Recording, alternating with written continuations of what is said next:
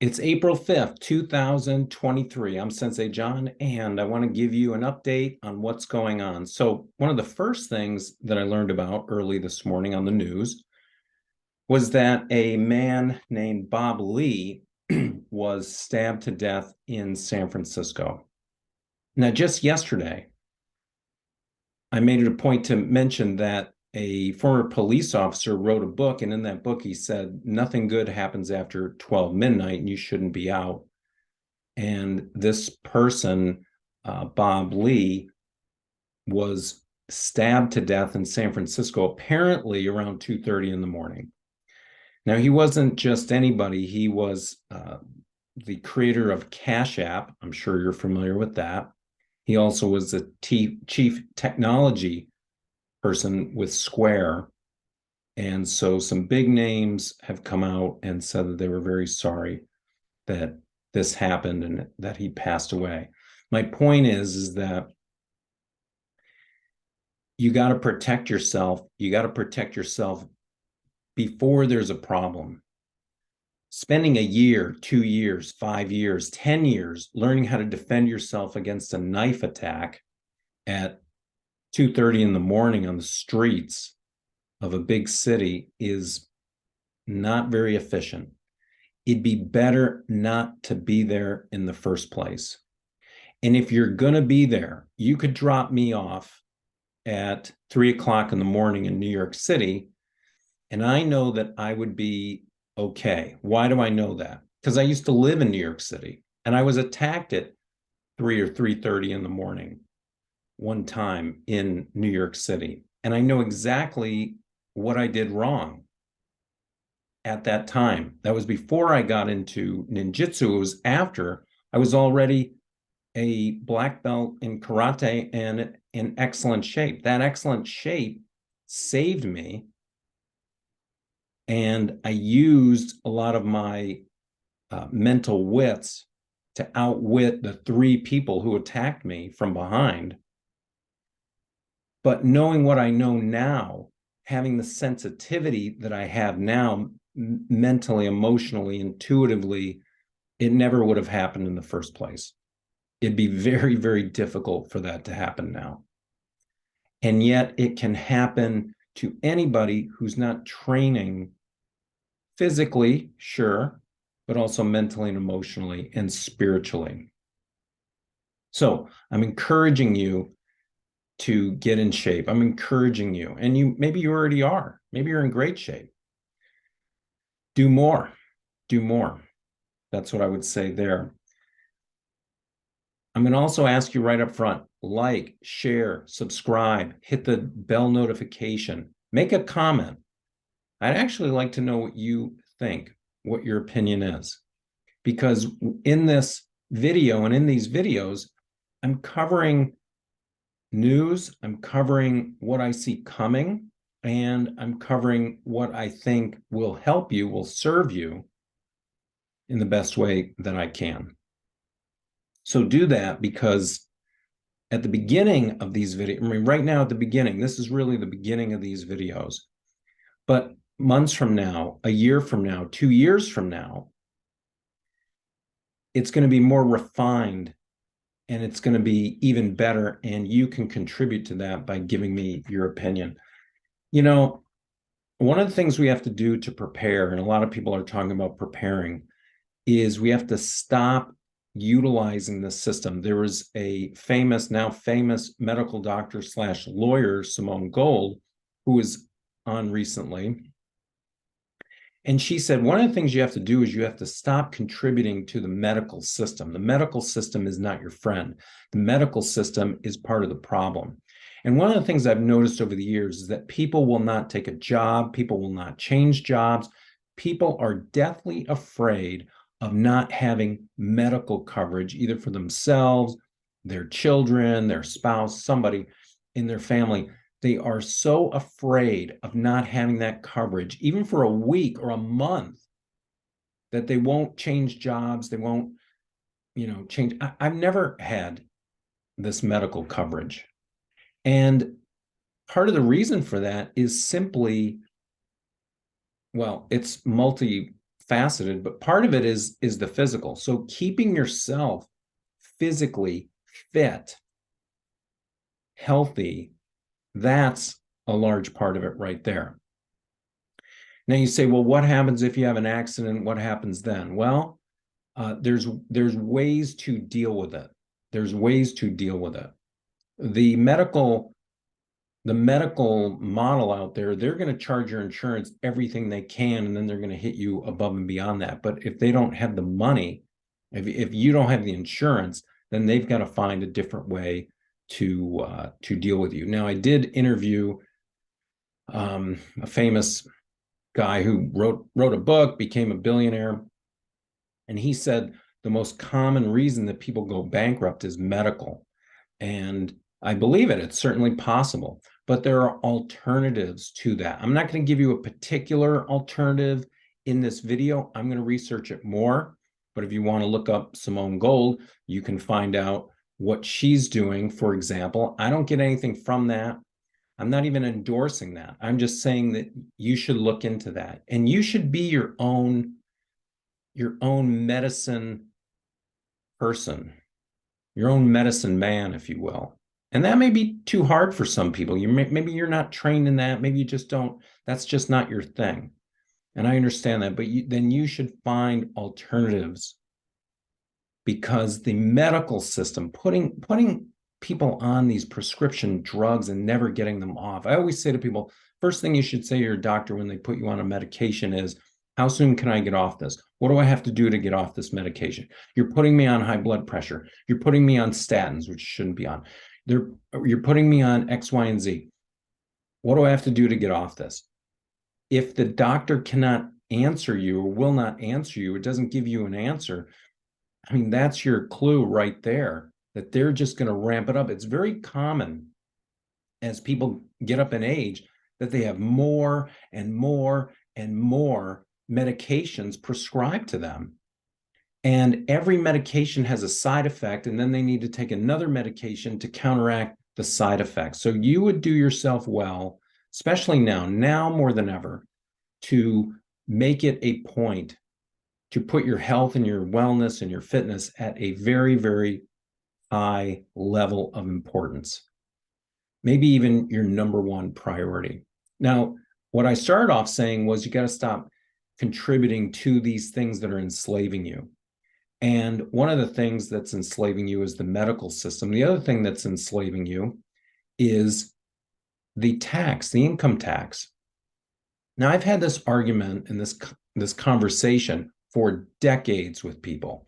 And when I first started having this conversation with people, the response was, oh, you're going to jail. Oh, that's illegal. Oh, you can't do that. Are you crazy? And slowly, and I mean very slowly, and only in some spots have people actually started to go, oh, that's right. Oh, I never thought of it like that. The bottom line is, and there's lots of resources out there if you look for them, such as my interview with Aaron Russo back in 2006. Aaron Russo, the producer of Trading Places with Eddie Murphy, Aaron Russo, the producer of The Rose with Bette Midler, and Aaron Russo, the producer of America Freedom to Fascism, where he talked about the Federal Reserve and the income tax and what's in store for America. That film is free online, and it's still very relevant and extremely valuable. What it will do, hopefully, is start to break up some of the fixed ideas in your mind around the Federal Reserve and around the income tax. But if you think of it this way, remember the movie The Matrix, the original Matrix movie, 1999, where they're in the Matrix, they're in a simulation of the Matrix, and Morpheus is fighting Neo, and Neo gets knocked down, and Morpheus comes up to him and he says, how did I beat you? Neo responds, you're too fast. Morpheus responds, do you believe that my muscles, that the strength and speed of my muscles, that my being faster and stronger has anything to do with my muscles in this place? Neo's perplexed by that comment. And finally, Morpheus says, do you think that's air you're breathing now? And the point is that what he believed to be true, even the air that he was not breathing, was not true. And so with the income tax, you can look into it. And that may just be, too far for you to go. That may be just too much. And I completely understand that. But understand that you're contributing to a system that is enslaving you, whether it be the medical system, whether it be the financial system. These different systems are all designed to box you in, to box us in, and enslave us. And so you want to find a way out. Right now, the big thing in finance that many people are talking about are precious metals. Precious metals, gold and silver, are going up and up and up right now. Now, I've been talking about this for years, and other people have been talking about it for much longer than that. And back 10 years ago, when you said, oh, do you think, I would say this to finance people, well, what do you think about gold? They would just look at me like I was incredibly naive, like, gold? What are you talking about? Gold? I'm not putting my money in gold. Now, all of a sudden, people are saying, yeah, gold, that's a good idea. Gold and silver, yeah, that's a good idea. So again, you want to protect yourself. To me, martial arts thinking, ninjutsu, other martial arts is about preparation. It's about being prepared for the worst so that you don't experience the worst. The issue I have with martial arts, if I have any issue with martial arts, is that it's preparing you for something that's extremely unlikely. It's very unlikely unless you look for it, unless you really go out of your way to find it, that you're going to get into any physical altercation. However, you absolutely, positively need to be able to handle yourself in that situation. And that's physical, but it's also psychological, emotional, and even spiritual. What I'm doing with Bujin, Saiminjutsu, Ninjutsu is a step above that. And that is the real goal of ninja, which is to avoid that confrontation, avoid the fight, avoid the conflict. Be prepared in case you have to, but that's your last resort. And so this takes many, many permutations. For example, it takes the role of brushing your teeth so you don't have to fight that fight with the dentist. It takes the role of being fit so you don't have to fight the fight of going to your doctor and dealing with medications that you otherwise wouldn't need. It has to do with money and finance so that you don't have to fight the fight out here. Silicon Valley Bank goes bankrupt. You don't have to stand in line and hope to get some of your money and be turned away. You don't have to fight that fight. It's challenging and it can be pretty difficult, but nonetheless, that's what we're talking about. Let me look here. Also, I do want to touch on what happened yesterday. I'll do that in just a moment. But I also want to talk about why people don't do these types of things. And it's because, as someone texted me last night saying, that's why I don't watch the news, because it gets me depressed and I don't feel good. And so I don't watch the news. Well, that's called denial. And you don't want to be in denial either. You want to be able to face the facts, face what's happening without getting overwhelmed. And so that's called being centered. So you don't want to be in denial. You don't want to be overwhelmed. You need to be centered. And if you can't be centered and you're going to get overwhelmed, then you got to go into denial. But denial has a price. And a lot of people who are in denial are incredibly anxious. They're depressed. They're on substances, whether it be alcohol or marijuana or any other substance, in order to calm themselves, because they don't know how to calm themselves otherwise. And the answer to calming yourself otherwise is physical activity. It's breathing actions, whether it be deep breathing or slow, controlled breathing, but controlling your breathing, eating the right foods, and taking a break. I mean, of course, getting out, getting in the sun, breathing the fresh air, all of that. Getting in nature is as stress reducing as therapy or taking medications. So just getting out in nature, getting out, hugging a tree is good for you. It's going to be very beneficial. Now, I do want to talk about Trump briefly. What I noticed, and I watched very, very closely, and I commented on it before any of the news media commented on it, and that is Trump walked into a court. Now, I've been into the court, not that particular court, but the one on the other side of the block, literally around the corner. What do I know about those courts? It is very dehumanizing.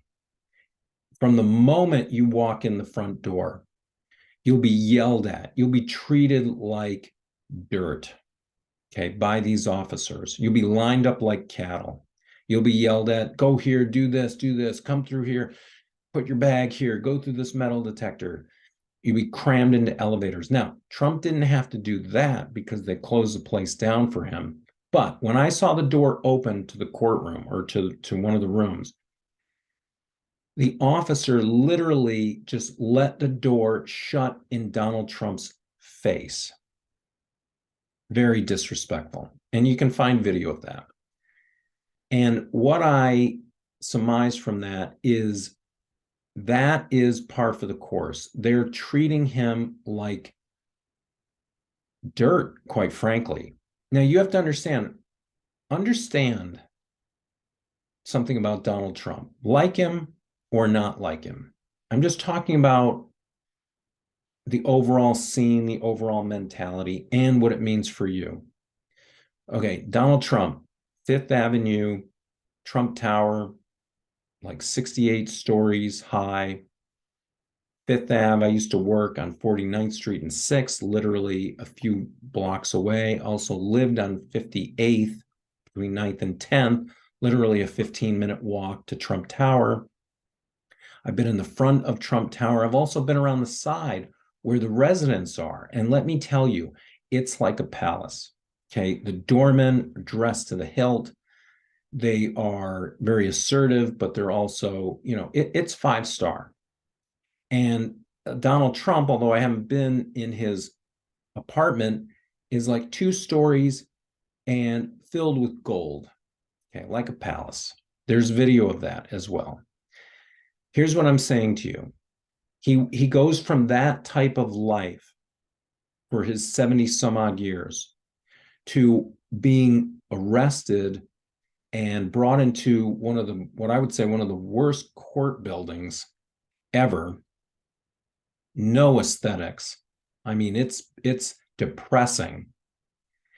And then the door is basically shut in his face. They can't even open the door. Now, this is the man who gets off of, Air Force One and people are saluting him. And now the door is shutting in his face. What I'm saying is that if they're willing to do that to him, who are you? What are they willing to do to you? Any of them, whether it be the courts, whether it be somebody on the street at 2:30 in the morning, what are they willing to do to you? And the answer is anything. Anything goes. So I'm encouraging you, prepare physically, prepare mentally and emotionally, prepare spiritually, say your prayers, speak your intentions, think your intentions, and most importantly, get your emotional state up high. Even though I give you some negative news, the interesting thing about therapy is that it's not pain that caused the problem. It's not fear that caused the problem. What caused the problem is denial. It's not facing the issue and therefore feeling out of control. Control is the issue. Control is the issue. So what you want to do is you want to face the reality and you want to take control. That will help you to relieve any trauma, relieve any anxiety. You'll feel better. So with that said, have a great day. I will see you next time.